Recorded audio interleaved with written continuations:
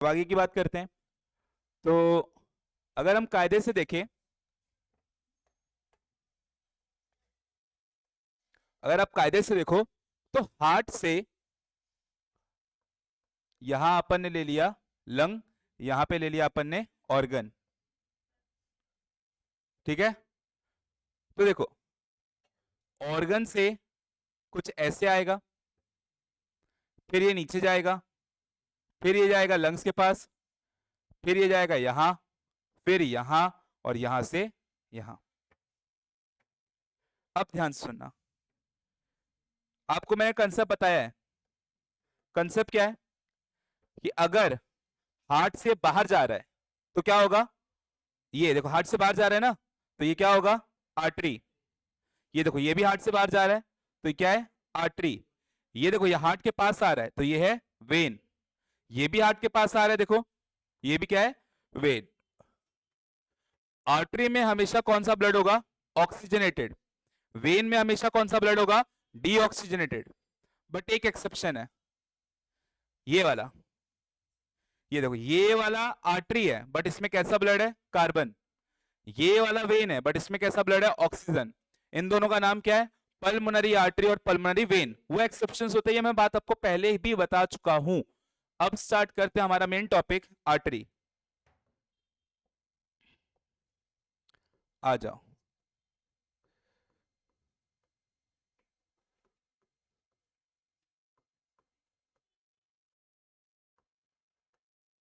ठीक, आर्टरी, ध्यान से सुनना। ई मान लो, ई मान लो, अब सुनो, आर्ट्राई चलो अब ध्यान से सुनना, बात कर रहे हैं आर्टरी की। तो हार्ट से जो भी बड़ा वेसल निकलेगा, ब्लड वेसल जो भी हार्ट से निकलेगा बड़ा वाला, उसे आप आर्टरी बोलोगे। अच्छा, आर्टरी में ना छोटी छोटी ब्रांचेस होती हैं, आर्टरी में छोटी छोटी ब्रांचेस होती हैं। इन ब्रांचों को क्या बोलोगे आप, आर्टेरियोल। इन्हें क्या बोलोगे, आर्टेरियोल। और आर्टेरियोल की भी छोटी छोटी ब्रांच होती है, ये देखो गाइज फोकस, इनको क्या बोलोगे, कैपिलरी। समझ आया, सबसे पहले आर्टरी, फिर आर्टेरियोल, और उसके बाद कैपिलरी। क्लियर है ये बात। आर्टरी का साइज ज्यादा होता है ना, तो जो छोटे छोटे ऑर्गन होते हैं उसमें इतना मोटा आर्टरी थोड़ी ना घुस जाएगा, पतली ब्रांच जाएगी आर्टरी। फिर और जो सेल्स होते हैं, सेल के करीब पहुंच जाएगा आर्टेरियोल। इतने बड़े बड़े ब्लड वेसल सेल्स के पास थोड़ी ना जाएंगे। जैसे यहाँ पे मान लो बहुत सारे सेल्स हैं, तो इनमें बड़ा सा आर्टरी थोड़ी ना आ जाएगा। देखो यहाँ पे एक आर्टरी आया था, उसमें से एक ब्रांच निकला आर्टरियोल, और फिर उसमें से पतली पतली ब्रांच यहाँ पे जाएगी, देखो ऐसे इनके पास में। ये वाली बात समझ आई। अब आगे की बात ध्यान से सुनना, अगर मैं आपको आर्टरी का अंदर क्रॉस सेक्शन दिखाऊं, आर्टरी के अंदर का क्रॉस सेक्शन दिखाऊं, तो आपको कुछ लेयर्स दिखेंगे, जैसे कि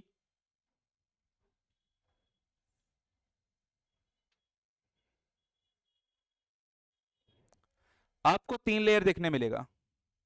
यहां पर आपको 3 लेयर देखने मिलेगा। जो सबसे बाहर वाला लेयर है आप उसे बोलोगे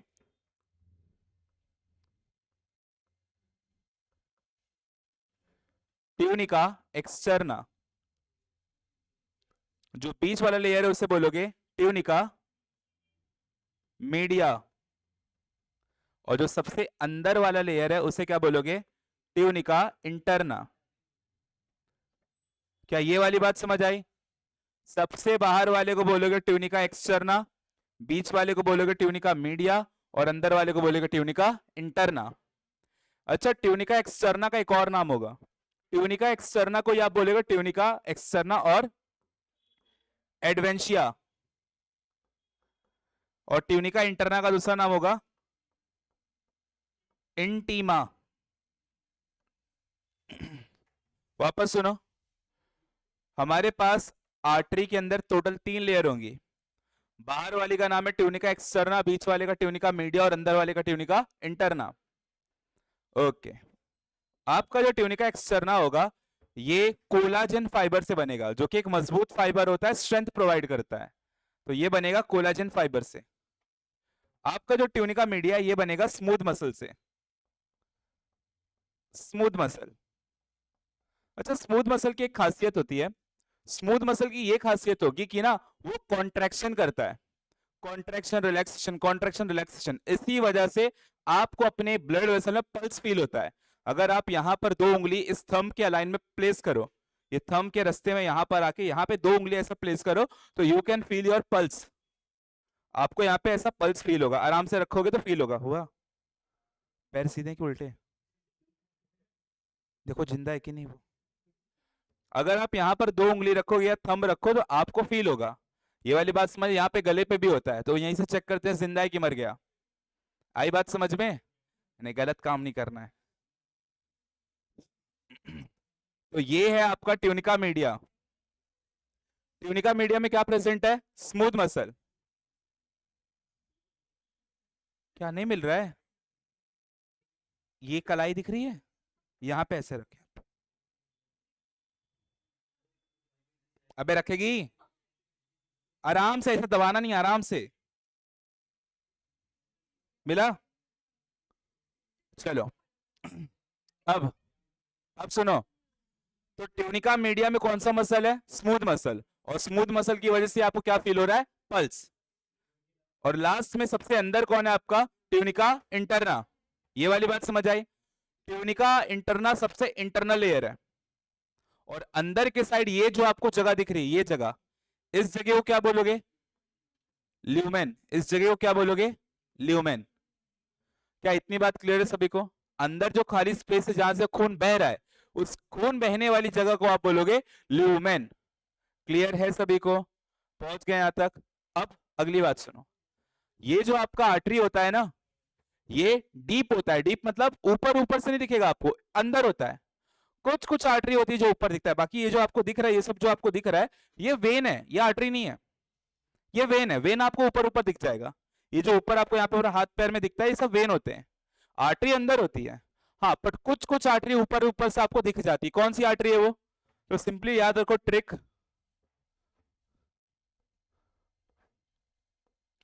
बर्फ। ट्रिक याद रखो, बर्फ।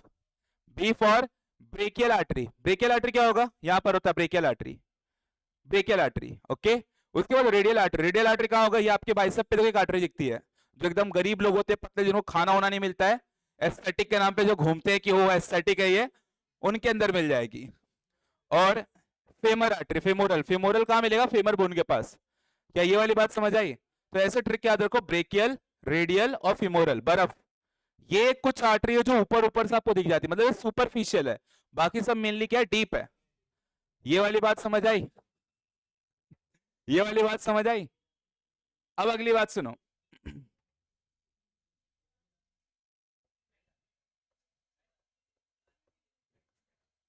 Next topic is when. ध्यान से सुनना, वेन।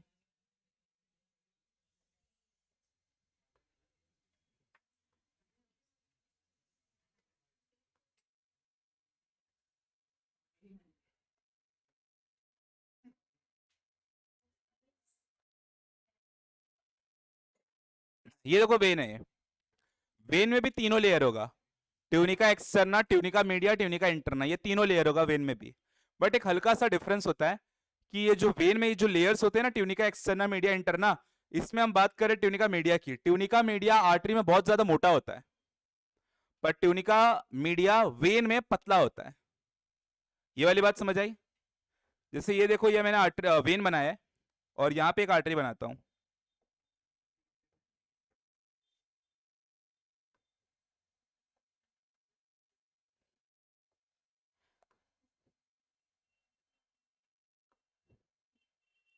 ये देखो फर्क देखो, ये देखो tunica externa, tunica media, tunica interna, tunica externa, tunica media, tunica interna. देखो मीडिया कितना मोटा है, और यहाँ पे देखो कितना वो पतला है। बताओ अंदर का ल्यूमेन किसका बड़ा है, आर्टरी का कि वेन का? कौन से हिसाब से उसका दिख रहा है? इसका ल्यूमेन बड़ा है ना, देखो इसका ल्यूमेन बड़ा है, देखो इसका ल्यूमेन छोटा दिख रहा है। क्यों? क्यों उसका ल्यूमेन छोटा है? क्योंकि आधे से ज्यादा जगह कौन खा गया? मीडिया खा गया, ट्यूनिका मीडिया जगह खा गया। क्यों? देखो ट्यूनिका मीडिया मजबूत होता है यहाँ पे ट्यूनिका मीडिया ऐसा उतना पावरफुल नहीं होता। क्यों? क्योंकि देखो आर्टरी को ना ब्लड पूरे शरीर में लेके जाना होता है, उसके लिए फोर्स लगता है ब्लड का फोर्स रहेगा तभी ना ब्लड पहुंचेगा। ये वाली बात समझ आई? अगर वापस सुनो, सपोज आपका घर सेकंड फ्लोर पे या थर्ड फ्लोर पे, तो नीचे से पानी ऊपर जाने के लिए फोर्स चाहिए होगा, फोर्स होगा तभी ऊपर जा पाएगा। और अगर आप पानी में फोर्स लगा रहे हो तो पाइप भी मजबूत होना चाहिए। मालूम पड़ा फोर्स लगाए पाइप पड़ गया, बस हो गया। पर अगर पानी को ऊपर से नीचे आना है तो फोर्स नहीं चाहिए आपको, ना ही आपको पाइप मजबूत चाहिए। पानी नीचे गिराओ अपने आप पहुंच जाएगा। तो यहां पर आपका वॉल मोटा है तो फोर्स को होल्ड करने के लिए, यहां पे पाइप पतला है क्योंकि फोर्स था ही नहीं, इसीलिए यहाँ पे मीडिया मोटा है, यहाँ पे मीडिया पतला है। इसीलिए मीडिया होने मोटे होने की वजह से ल्यूमेन छोटा हो गया यहाँ पे, और यहाँ पे ल्यूमेन बड़ा है। तो अगर आपसे पूछा किसका ल्यूमेन वाइड है, आर्टरी का कि वेन का, क्या बोलोगे? वेन का। किसका ल्यूमेन नैरो है? किसका मीडिया ज्यादा थिक है? किसका मीडिया पतला है? आपको जो पल्स फील होता है वो कौन से लेयर की वजह से होता है? ट्यूनिका एक्सटर्ना मीडिया और इंटरना मीडिया की वजह से, क्योंकि मीडिया में क्या प्रेजेंट होता है? Smooth muscle. ये बात समझ आई? ओके, अब आखिरी बात सुनो। आपका जो इंटरनल लेयर होगा ना, यहां पे आपको कुछ ऐसा अपीयरेंस दिखेगा, ऐसा। इस अपीयरेंस को बोलते हो टेसलेटेड अपीयरेंस। टेसलेटेड अपीयरेंस लाइक ऐसा ऊपर नीचे ऊपर नीचे, टेसलेशन अपीयरेंस, इसको टेसलेशन भी बोलते हैं। टेस्ला नहीं बोलेंगे, टेसलेशन बोलेंगे। ये वाली बात समझ आई सबको? जो अंदर ल्यूमेन है वो हल्का सा ऐसा ऐसा ऊपर नीचे, इसको क्या बोलोगे? टेसलेटेड अपीयरेंस। समझ आ गई सबको ये बात? यहाँ पे कोई डाउट है किसी को? पक्का क्लियर है सबको? तो आर्टरी और वेन का अंतर समझ आया? किसका ल्यूमेन बड़ा होगा, किसका ल्यूमेन पतला होगा, मीडिया किसका मोटा होगा? तीनों में तीनों लेयर है, दोनों में तीनों लेयर है, दोनों में एक्सटर्नल, दोनों में मीडिया, दोनों में इंटरनल। लेकिन एक फर्क है। फर्क क्या है कि एक का मीडिया थिक है और एक का मीडिया थिन है। समझ आई ये वाली बात? पक्का समझ आया? घूर लो इसको अच्छे से।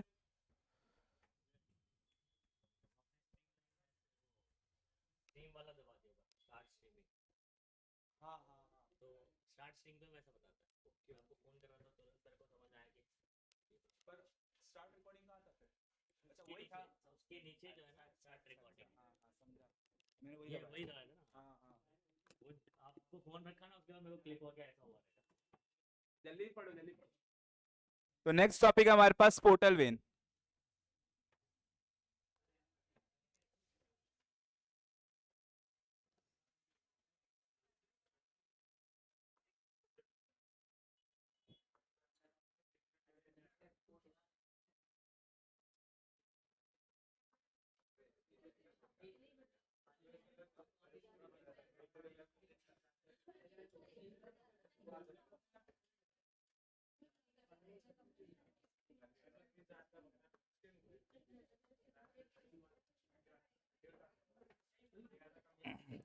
चलो ध्यान से सुनना।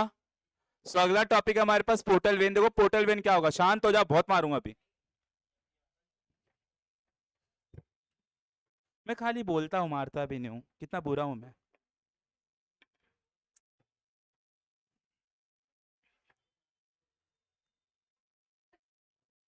चलो तो स्टार्ट करते हैं हम लोग। Portal vein. देखो पोर्टल वेन क्या होता है, पोर्टल वेन क्या होता है? देखो पोर्टल वेन का मतलब क्या होगा, ये देखो। जैसे आपके पास एक बॉडी है,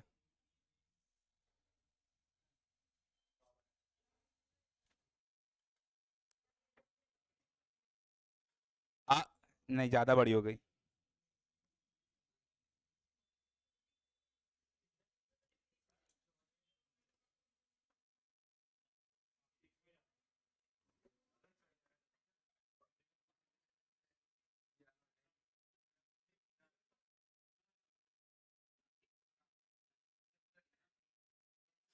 आपके पास एक बॉडी है, खान, खान बाबा नहीं है। एक बॉडी है खाली। चलो सुनो, डोरेमोन है। अब सुनो, ध्यान से सुनना। देखो नॉर्मली क्या होता है ना,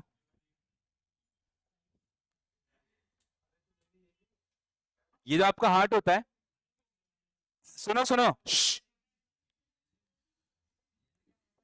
ये जो आपका हार्ट होता है, ये पूरी बॉडी को ब्लड भेजता है, तो इसने समझ लो कि भेजा आपके डाइजेस्टिव सिस्टम को।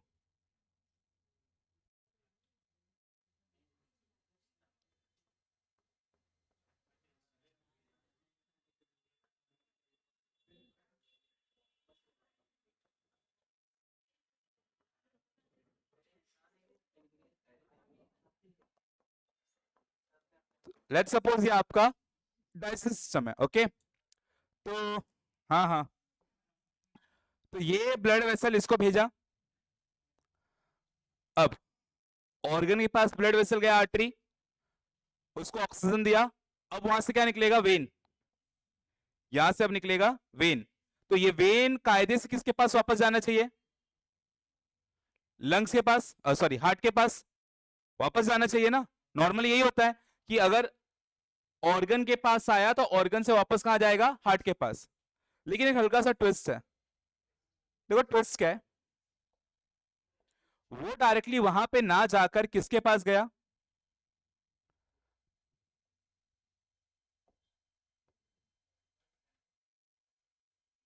ये क्या है आपका? लीवर।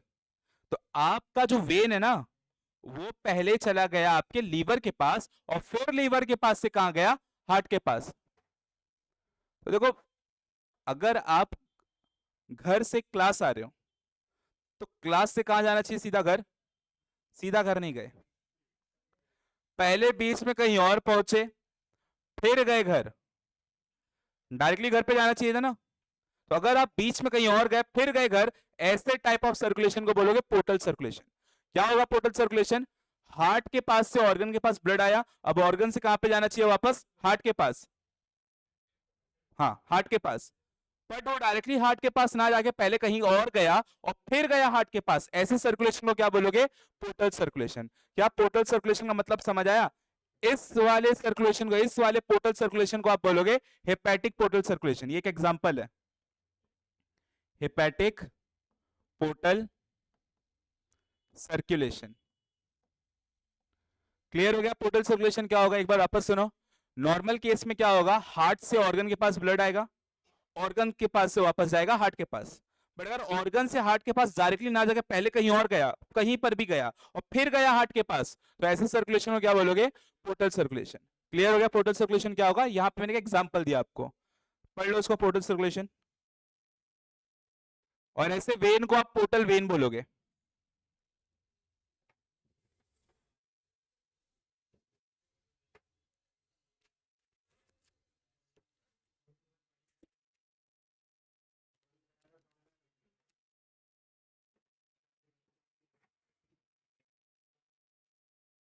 लोग इससे ज्यादा चिल्लाएंगे।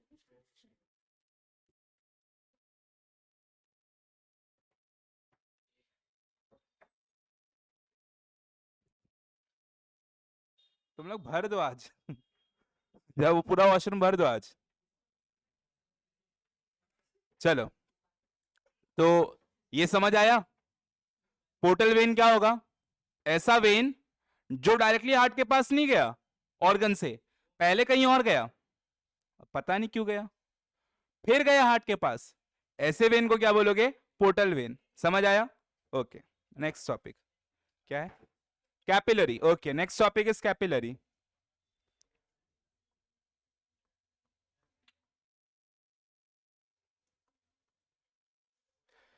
एक तो तुम लोग की हरकत की वजह से रिकॉर्डिंग खराब होता है, पता है? अब ध्यान से सुनना। नेक्स्ट टॉपिक है हमारे पास कैपिलरी। वो कैपिलरी क्या होगा? जैसे, अबे खच्चर कौन है? मुझे खर्जर है। अब ध्यान से सुनना। देखो कैपिलरी क्या होगा? अगर आपकी आर्टरी के ब्रांचेस निकलेंगे या आपके वेन के ब्रांचेस निकलेंगे, आर्टरी की ब्रांच को क्या बोलोगे? ये आर्ट्रियोल है। अब आर्ट्रियोल से भी ब्रांच निकले, ये देखो, इन ब्रांच को क्या बोलोगे? कैपिलरी। Very good. अब यहीं से, ये देखो, ये वेन के कैपिलरी है, ये वेन के कैपिलरी है, और ये कैपिलरी जुड़कर आपस में क्या बना लेंगे? यहां पे ये देखो, ये क्या है? वेन्यूल। और ये वेन्यूल आपस में जोड़कर क्या बना देंगे? ये वेन। समझा? आर्टरी। देख लो पहले इतना, फिर आगे करते कंटिन्यू।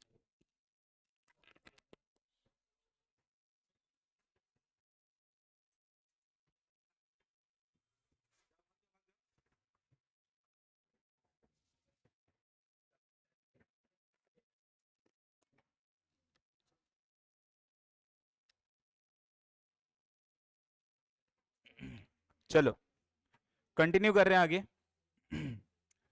तो आर्टरी से जो ब्रांच निकलेगी उन्हें क्या बोलोगे? आर्टेरियोल। और आर्टेरियोल से जो ब्रांच निकलेगी उन्हें क्या बोलोगे? कैपिलरी। वेन की जो ब्रांच होगी उसे क्या बोलोगे? वेन्यूल। और वेन्यूल की जो ब्रांच होगी उसे क्या बोलोगे? कैपिलरी। समझ आया? अब ध्यान से सुनना। मान लो ये मैंने कैपिलरी बनाई।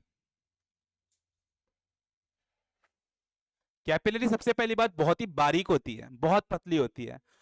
अगर आप गुस्से में और आप अपनी आंखों को देखो, लाल दिखती है ना, वो लाल क्या है? ब्लड वेसल, आपको लाइन लाइन दिखेगा वहां पे। या खरगोश के कान में देखो, लाइन लाइन दिखेगा लाल कलर का, ये क्या है? आपका कैपिलरी। ठीक है, अब यहां पर आओ। कैपिलरी सिर्फ एक लेयर सेल से बनेगी। जैसे कि ये देखो, पहले तो एक मेम्ब्रेन होगा जिसको बोलोगे बेसमेंट मेम्ब्रेन। ये देखो, आपके जो बेस पे मेम्ब्रेन होगा उसे क्या बोलोगे? Basement membrane. ये बेसमेंट मेम्ब्रेन है। अब बेसमेंट मेम्ब्रेन के ऊपर आपको यहाँ पे एक सेल का लाइन दिखेगा, ये एक सेल का ही लाइन दिखेगा, ये लाइन, ये देखो। इन सेल्स को क्या बोलोगे? Squamous epithelium. ये सेल्स कौन से? Squamous epithelium. ये वाली बात समझ आई? ये सेल्स होंगे स्क्वैमस एपिथेलियम। अब स्क्वैमस एपिथेलियम किसके ऊपर है? बेसमेंट मेम्ब्रेन के ऊपर। और बेसमेंट मेम्ब्रेन का है? कैपिलरी के अंदर। ब्लड कैपिलरी है, कैपिलरी, वहां पे एक बेसमेंट मेम्ब्रेन है, उसके ऊपर एक एक सेल है, उन सेल को क्या बोलोगे? Squamous epithelium. बस एक ही लेयर होता है सेल का। आर्टरी वेन में क्या था? 3 लेयर था, एक्सटर्ना, मीडिया, इंटरना। अरे ये पहले से इतना पतला ब्रांच है, इसमें कहां 3 लेयर आएगा? नहीं आएगा ना, यहाँ पे एक लेयर है। अब ध्यान से सुनना, यहां पर इस लेयर में जो ब्लड का प्रेशर होगा, ये जो ब्लड बह रहा है, इसका जो प्रेशर होगा बहुत ज्यादा हाई होगा। तो जो ब्लड प्रेशर है वो बहुत ज्यादा क्या है यहाँ पर? हाई। क्योंकि पतला है ना, ये पतली चीजों में बहुत तेजी से प्रेशर होता है। मोटा रहता तो आराम आराम से जाता, पतला है तो प्रेशर बहुत ज्यादा है। अब सुनो, आपके दो सेल के बीच में ना कुछ स्पेस होता है, यहाँ पे, यहाँ पे, यहाँ पे कुछ स्पेस है। इन स्पेस को क्या बोलोगे? जो दो सेल के बीच में स्पेस है उन स्पेस को क्या बोलोगे? फेनेस्ट्रे। क्या बोलोगे? फेनेस्ट्रे। फेनेस्ट्रे का काम क्या होगा? What is the function of a fenestrae? Fenestrae मतलब दो सेल के बीच का गैप। तो जो डब्ल्यूबीसी होता है, डब्ल्यूबीसी पता है आपको, व्हाइट ब्लड सेल, बता चुका हूं आपको।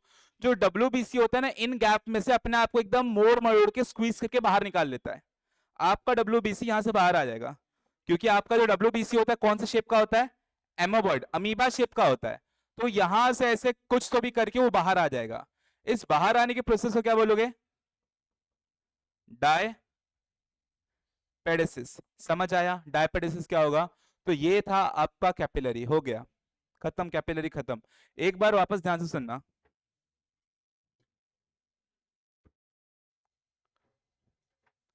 एक बार कैपिलरी वापस सुनो, ध्यान से सुनना।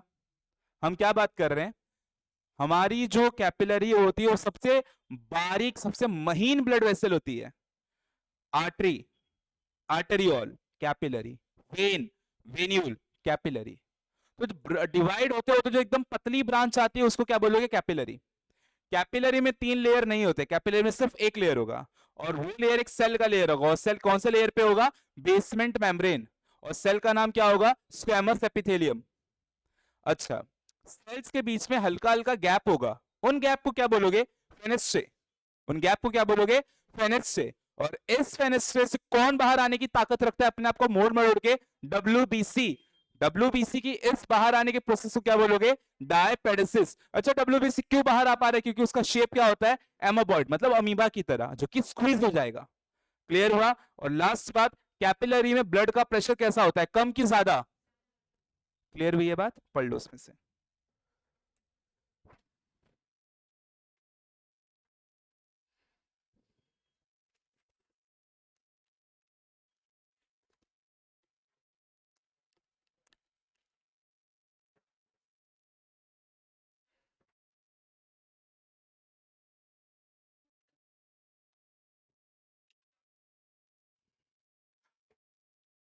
चलो शायद नहीं आएंगे, अब पता नहीं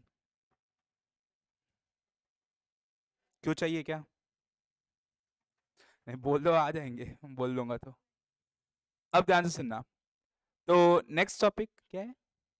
पल्स। चलो आ जाओ, अब हम करेंगे next topic. Next topic is pulse.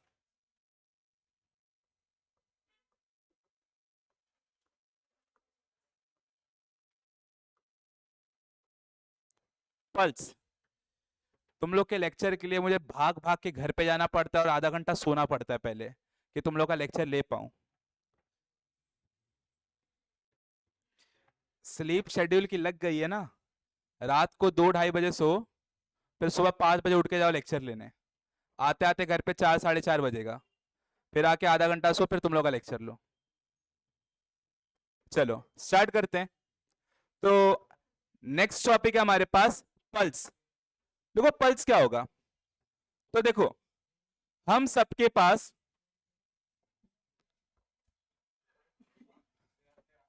ये है, दिल है, ये है। अब सुनो, ध्यान सुनना। आप सबके पास हार्ट है, ये ज्यादा बेटर लग रहा है। देखो हम सबके पास हार्ट है। अच्छा हार्ट में जो नीचे 2 चेंबर होता है इन्हें क्या बोलते हो? वेंट्रिकल बोलते हैं। क्या ये वाली बात क्लियर है? अच्छा ध्यान से सुनना। आपका जब हार्ट ऐसा धड़कता है, धक धक लपडप लपडप लपडप, तो वेंट्रिकल से ब्लड बाहर जाता है ना, कि एट्रियम से जाता है? कोई है जिसका एट्रियम से जा रहा है ब्लड बाहर? कुछ इलाज करवाओ, कुछ गड़बड़ है। वेंट्रिकल से बाहर ब्लड जाएगा, एट्रियम से तो अंदर आता है। ये वाली बात क्लियर है? वेंट्रिकल से बाहर जाएगा। एक वेंट्रिकल से जाएगा ऑर्गन में, एक वेंट्रिकल से जाएगा लंग्स में। ये वाली बात क्लियर है? अब ध्यान से सुनना। तो जब आपका हार्ट धड़कता है तो ब्लड जो बाहर जाता है बहुत ही तेजी से जाता है, और तेजी से जाने की वजह से आपके ब्लड में जनरेट होता है, आपके ब्लड वेसल में जनरेट होता है पल्स। जो फील करते हैं ना, ये पल्स है। ये जो भी आपने फील किया था अभी यहां उंगली रख के, ये पल्स है। Number of pulse is equal to number of heart beat. जितना पल्स होगा उतना हार्ट बीट होगा। लाइक यहां पर आपको अच्छा 80, तो आपका हार्ट बीट भी क्या उस समय 80। जितनी बार आपका दिल धड़केगा उतना पल्स आएगा यहाँ पे। क्या ये वाली बात समझ आई? पल्स क्यों आता है समझ आया? क्योंकि क्योंकि हमारे ब्लड वेसल में एक लेयर है ट्यूनिका मीडिया, उसमें प्रेजेंट है स्मूथ मसल, और स्मूथ मसल कॉन्ट्रैक्ट करता है, इसलिए यहां पर क्या आ रहा है? पल्स। अब मुझे अपना कॉमन सेंस लाके जवाब दो कि ये जो पल्स होगा ये कहां ज्यादा स्ट्रांग होगा, हार्ट के नजदीक की हार्ट से दूर? नजदीक में, क्योंकि प्रेशर जो ब्लड का जाएगा वही तो पल्स बना रहा है ना। तो ज्यादा प्रेशर नजदीक में होगा कि दूर में होगा? नजदीक में होगा। तो जितने भी नजदीक के ब्लड वेसल है वहां पे आपको स्ट्रॉन्ग पल्स देखने मिलेगा, बाकी जगह तो आपको उतना ऐसा खास नहीं मिलने वाला। ये वाली बात समझ आई? अब कुछ एग्जाम्पल है कॉमन जहां पे हम पल्स को फील करते हैं। Example is your radial artery. इसको रेडियल आर्टरी बोलते हैं क्योंकि यहाँ पे देखो 2 हड्डी होती है, रेडियस और अल्ना। तो रेडियस हड्डी के पास जो ब्लड वेसल उसको बोलते हैं रेडियल। देखो यहाँ से जा रही है, ये यहाँ से ऐसे घूम के जाती है, देखो यहाँ पे भी आपको दिख रहा होगा, यहीं पे प्लस अपना फील होता है। क्या ये वाली बात समझ आई? हाँ मोटे लोग में नहीं दिखता, जो पतले लोग होते हैं जिन्होंने खाना पीना नहीं मिल रहा है, घर से भगा दिए जा रहे हैं, उनके अंदर पूरा बराबर दिखता है, और एस्थेटिक का नाम दे देते हैं उसको। चलो ये वाली बात क्लियर है? तो यहाँ पे जो है ये रेडियल आर्टरी है। उसी तरह एक होता है फीमोरल आर्टरी, एक होता है कैरोटिड। वो देखो यहाँ पर होता है, कैरोटिड यहाँ पर होगा, आपको यहाँ पे फील होगा कैरोटिड आर्टरी, ऐसे चेक करते हैं ना, कैरोटिड आर्टरी। मिला? नहीं मिलेगा। क्या इतनी बात समझ आई? आपके टेक्स्ट बुक में आपको पल्स पॉइंट दिया था एक डायग्राम में, उसके पहले एक बात सुनो। अच्छा हो सकता है कि आपका जो पल्स हो, आपका जो पल्स हो वो 100 के ऊपर हो जाए या तो 60 के नीचे हो जाए। अरे सुनो, हो सकता है आपका पल्स 100 के ऊपर चला जाए या 60 के नीचे चला जाए। अगर आपका पल्स 100 के ऊपर गया तो इस कंडीशन को आप कहोगे टैकीकार्डिया। अगर 100 के ऊपर गया तो इसे क्या बोलोगे गाइज? क्या बोलोगे? Tachycardia guys. हाँ गाइज। पर अगर 60 के नीचे गया तो इस कंडीशन को क्या बोलोगे? ब्रेडिकार्डिया। क्या बोलोगे? ब्रेडिकार्डिया। अगर 60 के नीचे गया तो बोलोगे ब्रेडिकार्डिया, और अगर 60 के 100 के ऊपर गया तो क्या बोलोगे? क्या ये वाली बात समझ आई? क्या यहाँ पे कोई भी डाउट है ट्रैकीकार्डिया और ब्रैकीकार्डिया में? वापस सुनो, हो गया, पल्स खत्म। एक बार वापस सुनो, पल्स क्या होगा? जब आपका हार्ट बीट कॉन्ट्रैक्ट करेगा तो आपके वेंट्रिकल भी कॉन्ट्रैक्ट करेगा और ब्लड बाहर आएगा। जब ब्लड बाहर आएगा तो बहुत ही तेजी से बाहर आता है, उसकी वजह से जनरेट होता है पल्स। पल्स जनरेट होने का कारण होता है कि हमारे ब्लड वेसल में एक लेयर होता है ट्यूनिका मीडिया, वहां पे प्रेजेंट होता है स्मूथ मसल। स्मूथ मसल की वजह से जनरेट होगा पल्स। पल्स बॉडी के नजदीक वाले पार्ट में स्ट्रॉन्ग फील होगा और दूर दूर पार्ट में उतना हल्का, उतना स्ट्रॉन्ग फील नहीं होगा। What are the two main point of your pulse? तो सबसे पहला जो मेन पॉइंट है वो कौन सा है? Your radial artery and one your carotid artery. ये वाली बात समझ आई? अब अगर आपका पल्स 100 के ऊपर गया तो इसे क्या बोलोगे? टेकिकार्डिया। बट अगर आपका पल्स 60 के नीचे गया तो इसे क्या बोलोगे? Bradycardia. Number of heart beat is equal to number of your pulse. समझ आया? पढ़ो एक बार।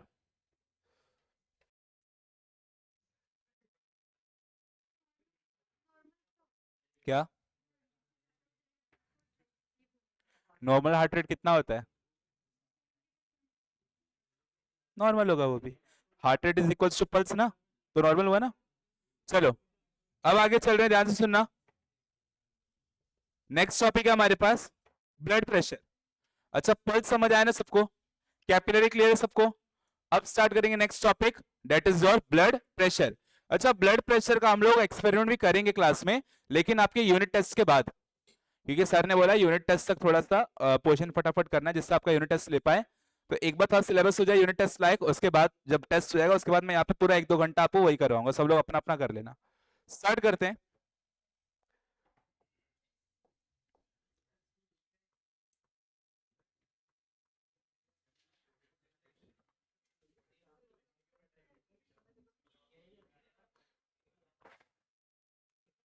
ब्लड प्रेशर सुनो, देखो हम बात कर रहे हैं ब्लड प्रेशर की, एकदम ध्यान से सुनना। ब्लड प्रेशर क्या होता है? जैसे आपका हार्ट है, हार्ट में जो नीचे 2 चेंबर होते हैं उनको आप बोलोगे वेंट्रिकल। अब वेंट्रिकल जब आपको कॉन्ट्रैक्ट करेगा तो ब्लड बाहर आएगा, ये ब्लड बहुत ही तेजी से बाहर आएगा। ब्लड बाहर आएगा ब्लड वेसल के अंदर, इसमें ब्लड आएगा ना, तो ये ब्लड आपका ब्लड वेसल से टकराएगा भी ना, टक टक टकरा रहा है। जैसे ये ब्लड वेसल है, मैं ब्लड हूं, तो मैं जा रहा हूं अंदर, मैं यहां पे भी टकराऊंगा, मैं यहां पे भी टकराऊंगा, तमीज से तो आगे जाऊंगा नहीं।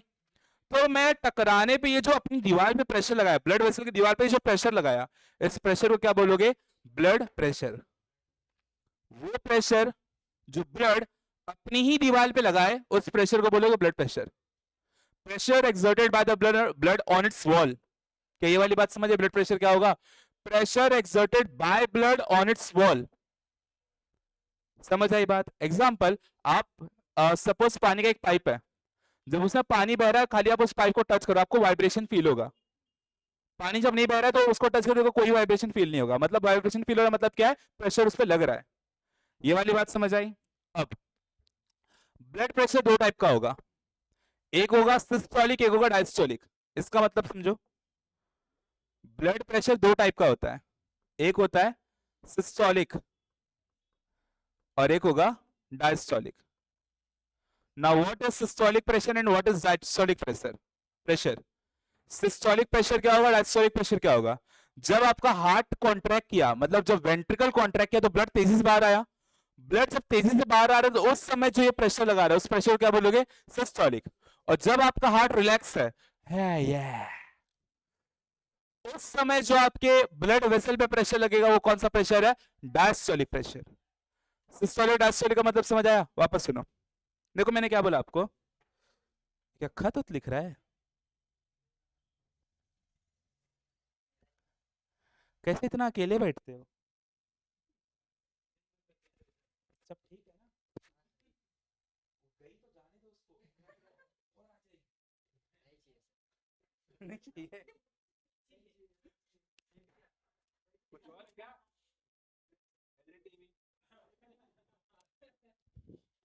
चलो अब सुनो, तो वापस सुनो, ब्लड प्रेशर क्या होता है? वो प्रेशर जो ब्लड अपनी ही दीवार पे लगाया, मतलब जिसके अंदर वो बह रहा है, पाइप में बह रहा है ना, तो बहते बहते ये जो पाइप पे लगाया ये प्रेशर को क्या बोलोगे? Blood pressure.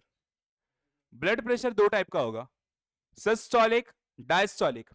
सिस्टोलिक का मतलब क्या होगा, जब आपका वेंट्रिकल कॉन्ट्रैक्ट करे तो उस समय जो ब्लड तेजी से बाहर आएगा, उस तेज वाले ब्लड ने जो प्रेशर लगाया उसको क्या बोलोगे, सिस्टोलिक। और दूसरा, जब आपका वेंट्रिकल आराम कर रिलैक्स करता है ना आपका वेंट्रिकल, उस समय जो प्रेशर लगेगा आपके ब्लड वेसल पे वो कौन सा होगा। पक्का समझ आया।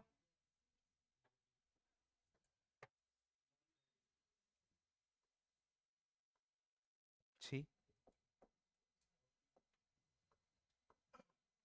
आपका हार्ट, ये आपका ब्लड वेसल, मान लो ये हार्ट आपका कॉन्ट्रैक्ट किया तो ब्लड बहुत तेजी से बाहर गया, इस समय जो प्रेशर लगाया वो कौन सा होगा। ओके अब कोई भी ब्लड आपका ये रिलैक्स है, आपका वेंट्रिकल अभी रिलैक्स है, उस समय जो ब्लड यहां पे प्रेशर लगा रहा है वो कौन सा है। समझ आया। कॉन्ट्रैक्शन के टाइम पे जो प्रेशर है सिस्टोलिक है, रिलैक्सेशन के टाइम पे जो प्रेशर है डायस्टोलिक है।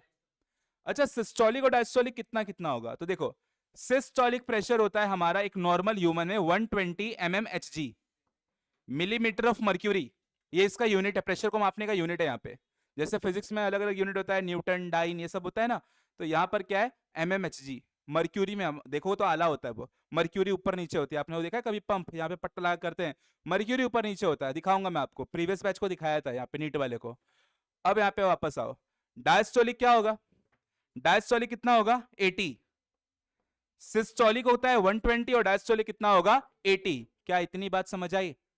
सिस्टोलिक कितना होगा 120 और डायस्टोलिक कितना होगा 80। ये नॉर्मल है, हमारा नॉर्मल ब्लड प्रेशर इतना ही होता है 120/80, 120/80 नॉर्मल होता है।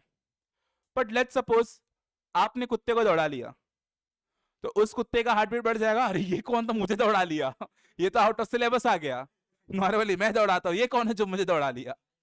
तो कोई कोई होते हैं ना कि एक आंख टिकाने के बाद उनके अंदर सुपर पावर हो जाती है, कुत्ते को कंधे पे लगा घूम रहे हैं, घुमा रहे हैं, उसको बैंक लेके चले जाते हैं, आजा तेरा अकाउंट खुलवा दूं आधार कार्ड बनवा के। अब तो ब्लड प्रेशर बढ़ जाएगा, सिस्टोलिक भी बढ़ेगा डायस्टोलिक भी बढ़ेगा।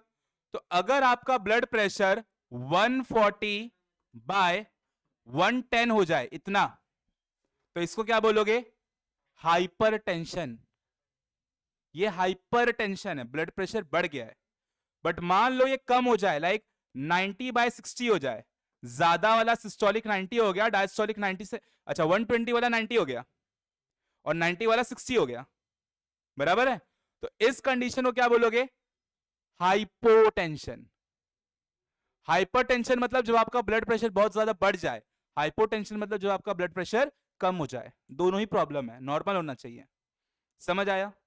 तो अगर 120 और 90, 120 वाला हो गया 140, 90 वाला हो गया 110, तो ये कौन सा केस है, हाइपरटेंशन। 120 वाला हो गया आपका 110 या 90 और 90 वाला हो गया 60, ये कौन सा केस है, हाइपोटेंशन। दोनों ही प्रॉब्लम है। समझ आई बात। अच्छा, आपका ब्लड प्रेशर और कौन कौन सी चीजों पे डिपेंड करता है, तो आपकी उम्र पे, आपका एज क्या है, दूसरा आपके हेल्थ पे, आपके बॉडी के सॉल्ट पे, वाटर पे, आप एक्टिविटी क्या कर रहे हो, आप भाग रहे हो, दौड़ रहे हो, बैठे हो, क्या कर रहे हो, ये सब चीजों पे भी डिपेंड करता है। लास्ट बात, ब्लड प्रेशर को मेजर करने के लिए कौन सा डिवाइस यूज होगा, तो ब्लड प्रेशर को मेजर करने के जो हम डिवाइस यूज करते हैं उसका नाम होता है,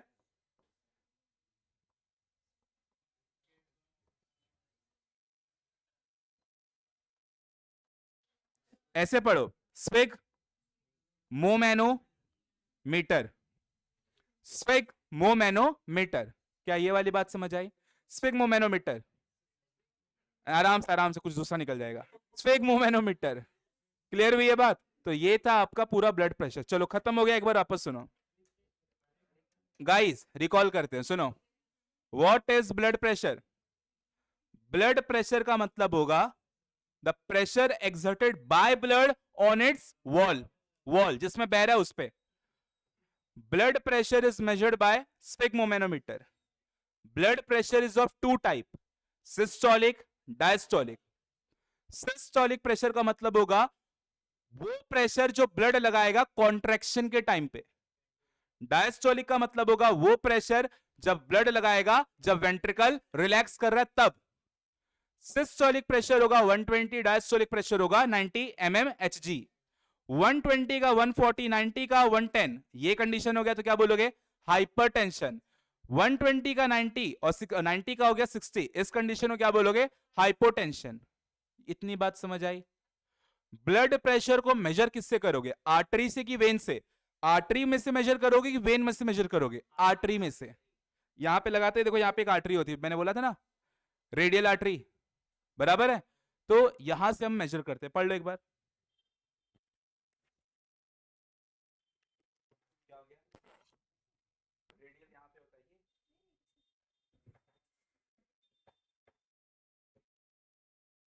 तुम लोग के चप्पल रखने के लिए स्टैंड आया क्या?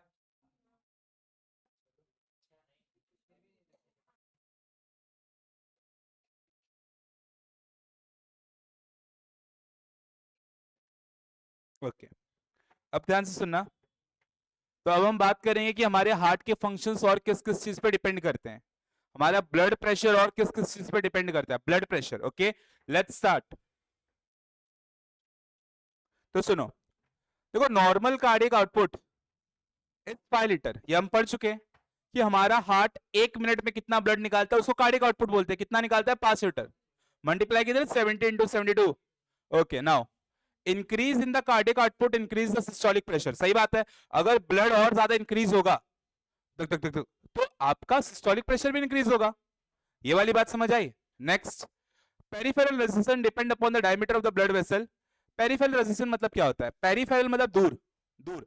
आपका जो ब्लड वेसल है उसमें जो ब्लड बह रहा है वो तेज बहेगा कि स्लो बहेगा, ये किस चीज पे डिपेंड करता है? Diameter of the blood vessel. अगर आपका ब्लड वेसल चौड़ा है तो ब्लड आराम से जाएगा, ब्लड वेसल अगर पतला है तो ब्लड तेजी से जाएगा। सही बात है कि नहीं? अगर पाइप मोटा है तो पानी आराम से बहेगा, पाइप पतला तो पानी प्रेशर के साथ बहेगा। तो आपका ब्लड प्रेशर तेज होगा कि स्लो होगा, ये किस चीज पे डिपेंड करता है? Diameter of blood vessel. ये वाली बात समझ आई?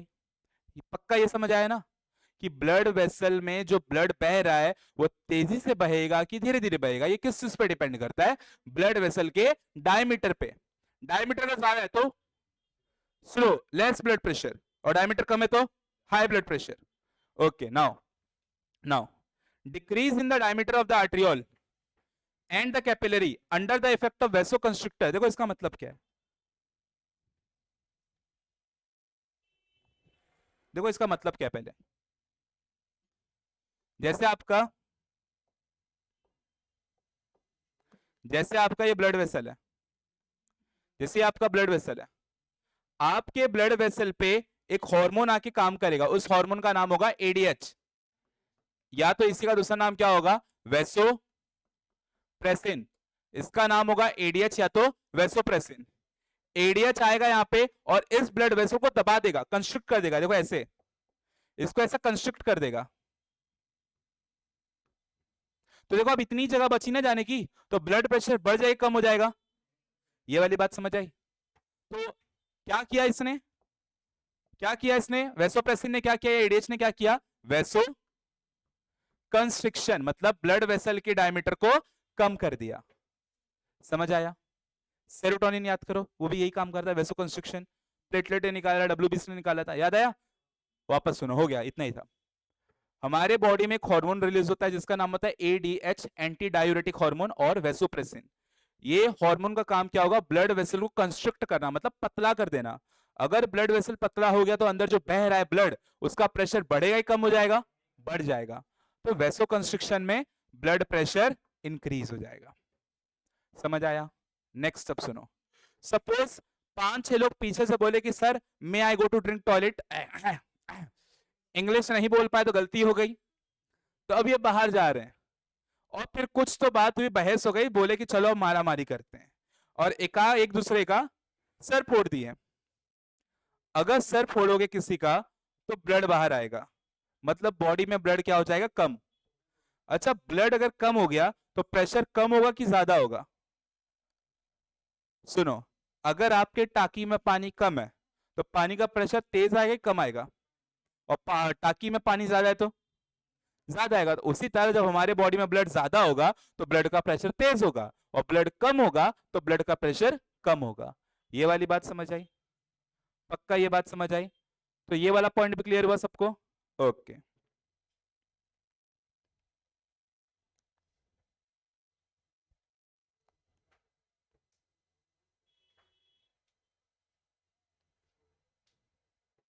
तो देखो ये वाला मैंने आपको बताया अभी, एडीएच वाला बताया आपको, और दूसरा बताया ब्लड लॉस इन एक्सीडेंट, अभी पीछे एक्सीडेंट हुआ था जस्ट। तो ये दो कंडीशन समझ आया। ओके नेक्स्ट सब सुनो। Blood pressure increases with age, जैसे जैसे उम्र बढ़ती है वैसे वैसे ब्लड प्रेशर बढ़ता है। क्यों बढ़ रहा है? क्योंकि ये जो ब्लड वेसल होता है ना, वो इन इलास्टिक हो जाता है। हमारा ब्लड वेसल इलास्टिक होता है, पर इलास्टिसिटी खत्म हो जाती है धीरे धीरे, वहां पे कैल्शियम फैट जमा होते होते वो पूरा कड़क हो जाता है, तो प्रेशर क्या हो जाता है, तेज हो जाता है। ये वाली बात समझ आई? तो याद रखना, blood pressure increases with the age due to in elasticity of the blood vessel, क्योंकि आपका ब्लड वेसल इलास्टिक नहीं है। और जब इलास्टिसिटी खत्म हो जाती है ब्लड वेसल की, इस कंडीशन को आप कहते हो arteriosclerosis. Arteriosclerosis, in elasticity of your blood vessel या thickening of your blood vessel. अब आगे की बात सुनो। Amount of blood return to the heart via vein, सुनो, हमारा वेन हमारे हार्ट को ब्लड रिटर्न करता है कि अरे ये लो मालिक आपने उनको दे दिया था, ये लो वापस ले लो, गंदा कर दिए उन लोग। तो इस कंडीशन को क्या बोलोगे, वेनस रिटर्न। जो भी अमाउंट ऑफ ब्लड आपका वेन आपके हार्ट को वापस रिटर्न करे उसको क्या बोलोगे, वेनस रिटर्न, क्योंकि वेन ने रिटर्न किया ना, तो ये होगा आपका वेनस रिटर्न। ये वाली बात समझ आई? ओके अब आगे चलो, ये वाला पॉइंट देखो। Blood pressure can also be affected by vasoconstriction और वैसोडाइलेशन। बताया आपको ये वैसोकंस्ट्रिक्शन क्या होगा, एडीएच आके ब्लड वेसल को दबा दिया तो ब्लड प्रेशर तेज हो गया, वैसोकंस्ट्रिक्शन। उसी तरह अगर वो ना दबाए तो वो फैल जाएगा, इसको बोलोगे वैसोडाइलेशन। कौन था वैसोकंस्ट्रिक्टर, याद करो, सेरोटोनिन। और एक और बताया था आपको, हिस्टामिन। हिस्टामिन क्या करता है, वैसोडाइलेशन, ब्लड वेसल को चौड़ा कर दे रहा था, याद आया? Okay next. अब देखो लास्ट में बात करते हैं फीमेल्स की। Females before menopause has slightly lower blood pressure than the males of her age. देखो फीमेल्स में हल्का सा ब्लड प्रेशर कम होता है, लड़कों में हल्का सा ब्लड प्रेशर ज्यादा होता है। मतलब तो आप समझ ही रहे हो क्यों होता है। However, the risk of high blood pressure increases in the female after menopause. But menopause के बाद फीमेल में ब्लड प्रेशर बढ़ जाता है। वापस सुनो, हो गया। लड़कियों में मेनोपॉज के पहले, मेनोपॉज क्या होता है, जब मेंस्ट्रुअल साइकिल बंद हो जाता है तब 45 से 55 की जो उम्र होती है उसमें एक साल ऐसा आएगा, एक टाइम ऐसा आएगा, एक महीना ऐसा आएगा जब आखिरी साइकिल होगा वो। उसके बाद उसकी लाइफ में कभी भी कोई साइकिल नहीं आने वाला। मतलब उसके बाद वो बच्चे अब नहीं कर सकती। जब तक साइकिल है तब तक आप बच्चे दे सकते हो, तब तक आपकी बॉडी में अंडे आ रहे हैं। एक बार आपका साइकिल बंद हो जाए मतलब आप अंडे नहीं निकाल रहे हो, आप ओव्यूलेट नहीं कर रहे हो और आप फर्टिलाइज नहीं कर सकते। अब उसके पहले तक आपका ब्लड प्रेशर कम होता है, मतलब कम नहीं, मतलब नॉर्मल होता है जो भी है। बट उसके बाद आपका ब्लड प्रेशर जो भी होगा पहले उससे हल्का सा बढ़ जाएगा। ये वाली बात समझ आई? अब लड़कियां और लड़कों एक ही उम्र के दोनों, लेट्स सपोज कोई 15 साल की लड़की और कोई 15 साल का लड़का, दोनों में किसका ब्लड प्रेशर ज्यादा होगा, लड़के का। सेम एज की बात करें तो लड़के का ज्यादा होगा, लड़की का कम होगा। अगर साइकिल की बात करें तो साइकिल से पहले अगर साइकिल हो रहा है तो लड़की का ब्लड प्रेशर कम है, साइकिल जब बंद हो जाएगा तो उसके बाद लड़की का प्रेशर बढ़ जाएगा। ये वाली बात समझ आई? तो दैट्स इट, आगे करते हैं। अब पढ़ लो एक बार फटाफट उसको।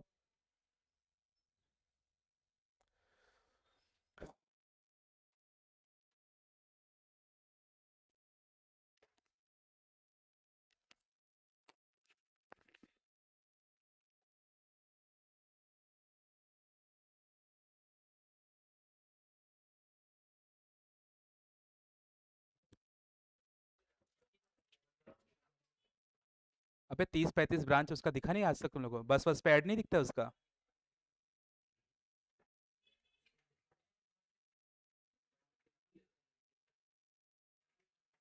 चलो अब ध्यान से सुनना सभी लोग, हम बात कर रहे हैं यहाँ पे नेक्स्ट टॉपिक। नेक्स्ट टॉपिक हम बात कर रहे हैं यहाँ पे ब्लड प्रेशर की। ब्लड प्रेशर मेजर कैसे होता है, ब्लड का प्रेशर जो मेजर कैसे होता है वो मशीन से ही पता चलेगा अच्छे से, पर फिर भी सुन लो, जब मशीन लाऊंगा तो हम लोग कर लेंगे। पहले आप सुनो ब्लड प्रेशर मेजर कैसा होता है, मेजरमेंट ऑफ ब्लड प्रेशर। तो सिंपली क्या होता है ना, अगर आप डिवाइस देखो तो उसमें एक पट्टा होता है जिसको आप बोलते हो आर्म कफ। तो आर्म कफ को यहाँ पे लपेटते हैं टाइट एकदम, फिर एक पंप होता है हमारे, उसमें दिख रहा होगा आपको पंप होता है। अब उसको हम पंप करते हैं, पंप करके हम लोग को लेके जाएंगे उसको 180-90 तक। पंप करोगे तो जो मर्क्यूरी होता है ना वो ऊपर जाता है। कहां तक लेके जाओगे, 180-190 तक, बराबर है। अब जब आप इसको ऐसे लपेट दो, लपेटने के बाद आप या तो यहाँ पर ऐसे एक मेथड होता है जहां पे आप यहाँ पे नब्स चेक करके करते हो, और एक होता है यहाँ पे स्टेथोस्कोप लगाए करते हो। चलो स्टेथोस्कोप वाले की बात करते हैं। अगर आपने यहाँ पे स्टेथोस्कोप लगाए कान में सुन रहे हो, आपको कोई भी आवाज नहीं आएगी। क्यों नहीं आएगी? क्योंकि ये बहुत ज्यादा टाइट हो गया है और ब्लड यहाँ से गुजर नहीं पा रहा, और ब्लड नहीं गुजर रहा, इसलिए कोई भी आवाज नहीं आ रही। अब आप लूज करो, हल्का हल्का इसको लूज करो। लूज करोगे तो 180 से 170, 160, 150, 140, 130, 120 तक आएगा। 120 तक जब आप पहुंचोगे तो आपको अचानक से धक धक धक धक धक, कैसे स्टार्ट हुआ?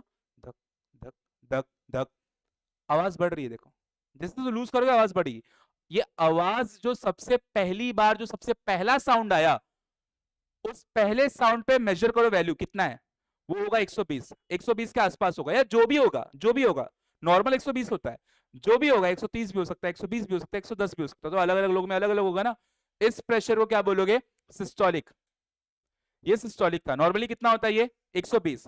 पर अगर बंदा बीमार है तो ऊपर नीचे भी आ सकता है। क्यों आया आवाज अचानक से? क्योंकि आप लूज करते गए ना। तो अब ब्लड वेसल टकरा रहा है आके, और टकरा के किसी तरह से निकल जा रहा है, आगे जा रहा है, क्योंकि लूज हो चुका है। तो ये आवाज आ रहा है। और लूज करो, करते जाओ करते जाओ, अचानक से आवाज आना बंद हो जाएगा। क्यों आवाज आना बंद हुआ? क्योंकि अच्छा खासा लूज हो चुका है। अब ब्लड टकरा ही नहीं रहा, अब आराम से गुजर जा रहा है ब्लड, तो टकराना बंद हो गया। ये पॉइंट पे जब आवाज आना बंद हो जाए, वापस वैल्यू देखो, ये जो वैल्यू होगा वो कौन सा होगा? डायस्टोलिक।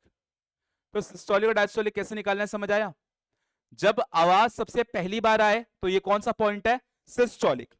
और जब एकदम लूज हो जाता है, आवाज आना बंद हो जाएगा, ये कौन सा पॉइंट है? डायस्टोलिक।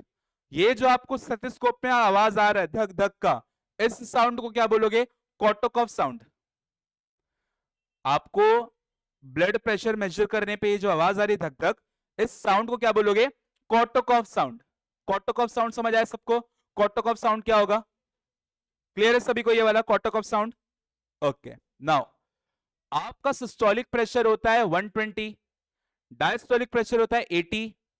अगर आप दोनों को माइनस करो तो कितना आएगा? 40। ये क्या होगा आपका? Pulse pressure. जो डिफरेंस आया उसे क्या बोलोगे? Pulse pressure. क्या ये वाली बात समझ आई? पल्स प्रेशर पीछे ही दिया होगा जहां पे आपने आर्टरी वेन वो पढ़ा था, ब्लड मेजरमेंट ऑफ ब्लड, ये आर्टरी ब्लड प्रेशर जो पढ़े थे वाला, वहीं पे आपको मिला होगा पल्स प्रेशर। मिला? चलो, क्या इतनी बात क्लियर हो गई सबको? आप ध्यान से सुनो। आपका जो ब्लड प्रेशर अगर मान लो 120 के ऊपर जाके 160, 140, 180 पहुंच गया, तो इस कंडीशन में क्या बोलोगे? हाइपरटेंशन। हाइपरटेंशन से बहुत प्रॉब्लम हो जाता है। क्या होता है ना, आपके हार्ट को ज्यादा मेहनत करना पड़ रहा है, हार्ट ब्लड को बाहर भेजने के लिए, दिल को धड़काने के लिए आपके हार्ट को ज्यादा बार बार धक धक धक धक, बहुत तेज धक धक धक धक, तो बहुत ज्यादा मेहनत करना पड़ रहा है। तो ऐसे केस में ना हार्ट को ऑक्सीजन की कमी हो जाती है। जैसे आप बहुत तेजी से भाग रहे हो क्योंकि आपका दोस्त दौड़ा लिया है, और वो कौन सा कुत्ते से कम है? मैं समझ सकता हूं। तो आपके दोस्त ने आपको दौड़ा लिया है क्योंकि आप उसके किसी दोस्त के साथ पकड़ा गए थे। तो अचानक से देखो आपकी सांस फूलने लगती है, तेजी से सांस ले रहे हो ना। क्यों? क्योंकि शरीर में किसकी कमी हो गई है? ऑक्सीजन की। जब आप कोई एक्टिविटी बहुत ज्यादा कर रहे हो, तेजी से कर रहे हो, तो आपकी बॉडी में ऑक्सीजन की कमी हो जाती है। उसी तरीके से जब आपका हार्ट बहुत तेजी से पंप कर रहा है तक तक तक, तो हार्ट में किसकी कमी हो जाएगी? ऑक्सीजन की। अगर हार्ट में ऑक्सीजन की कमी होगी तो आपके सीने में होगा दर्द। सीना मतलब हार्ट की बात हो रही है। आपके हार्ट में होगा दर्द। इस दर्द को क्या बोलोगे? इस दर्द को आप बोलोगे दिल का दर्द नहीं, इसे बोलोगे एंजाइना पेक्टोरिस। क्या बोलोगे इसे?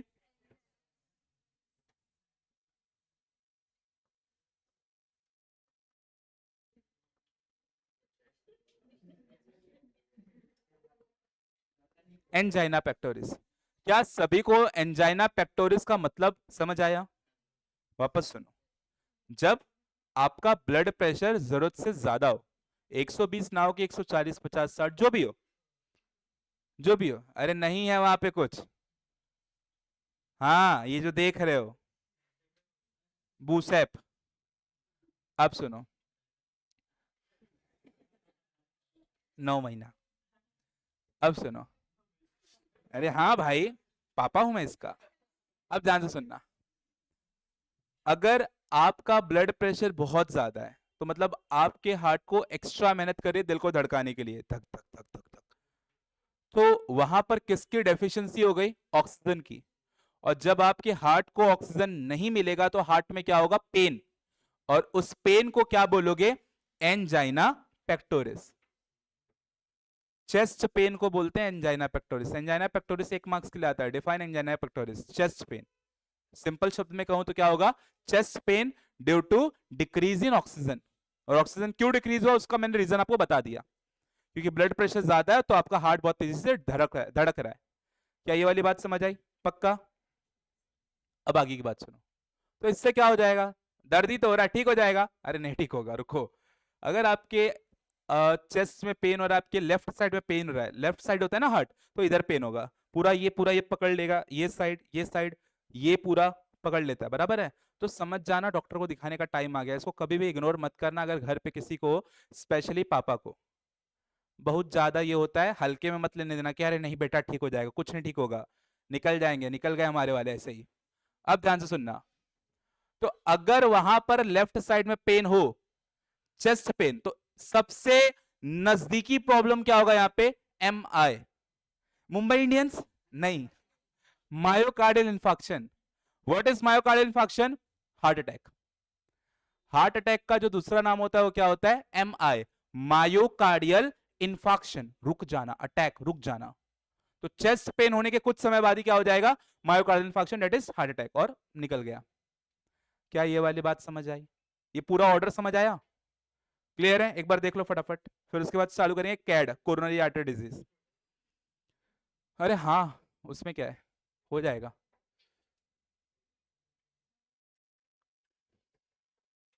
चैप्टर खत्म हो जाएगा 10 मिनट में, एक ही पेज बचा है ना, ऑलमोस्ट खत्म हो जाएगा। लिम्फ बताने, लिम्फ तो पहले ही बता चुका था, स्टार्टिंग में लिम्फ बताया था। तो क्या बचा है? कुछ नहीं बचा है। बीमारी एक एक मिनट में होगा, सब बीमारी एक एक मिनट में होगा।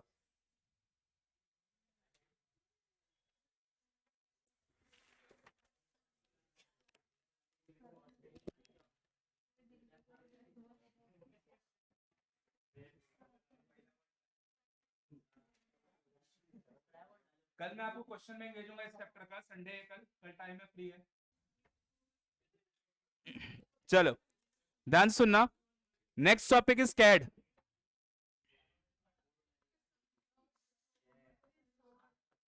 ध्यान से सुनना, अगला टॉपिक है कैड। कैड का दूसरा नाम क्या होगा?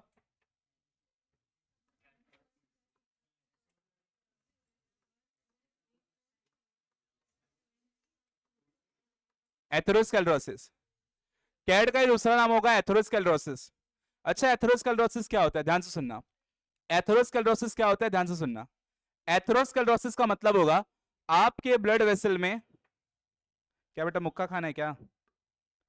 आपके ब्लड वेसल में अंदर यहां पर फैट जमा हो गया, फैट। क्यों? क्योंकि हमें भंडारे में, वलीमा में जाके बिरयानी पूड़ी खाने का बहुत शौक है, जहां दिख गया लाइन लगा ली, हाँ हम भी है, प्लेट ले ले। तो अगर आप इतना तेल खाओगे तो ये तेल कहां जाएगा? ये कोलेस्ट्रॉल, कोलेस्ट्रॉल बोलते हैं इसको, कोलेस्ट्रॉल कहां जाएगा? आपके ब्लड वेसल में जाएगा। तो यहां पे देखो फैट में जाके फैट बन के वो जमा हो गया, कैल्शियम आएगा यहाँ पे जमा हो जाएगा, कैल्शियम फाइब्रस टिश्यू आके यहाँ पे जमा हो जाएगा, ये पूरा ऐसा गांठ टाइप बनेगा, ये देखो गांठ टाइप। तो पहले जितना ब्लड यहाँ से जा रहा था क्या अब उतना जाएगा? तो आपके दिल को कम ऑक्सीजन मिलेगा क्योंकि ब्लड ऑक्सीजन लेके जा रहा है ना। तो अगर आपके ब्लड वेसल में गांठ आ जाए, किस चीज का गांठ बना? Calcium, fibrous tissue, fat. इस गांठ को बोलोगे, इस कंडीशन को बोलोगे एथेरोस्क्लेरोसिस, और ये जो गांठ बना इस गांठ को क्या बोलोगे? प्लेक। प्लेक, समझ आया? अगर आपके ब्लड वेसल में कुछ कुछ चीजें बीच में जमा हो जाए, इस कंडीशन को बोलोगे एथेरोस्क्लेरोसिस, और ये जो गांठ जमा हुआ इस गांठ को क्या बोलोगे? प्लेक। आई बात समझ में? तो इस वजह से होगा क्या? आपके दिल को ब्लड कम मिलेगा और उसमें ऑक्सीजन कम मिलेगा, और जब दिल को ब्लड और ऑक्सीजन कम मिलेगा तो इस कंडीशन को क्या बोलोगे? एंजाइना पेक्टोरिस, क्योंकि पेन होगा ना यहाँ पे, और एंजाइना पेक्टोरिस के बाद क्या होगा? Heart attack. ये वाली बात समझ आई? देखो अगला वाला एंजाइना पेक्टोरिस है, जो कि बता चुका हूं ऑलरेडी। अब 1 मिनट बस लास्ट सुन लो। हमारे पास एक होता है एंजियोग्राफी।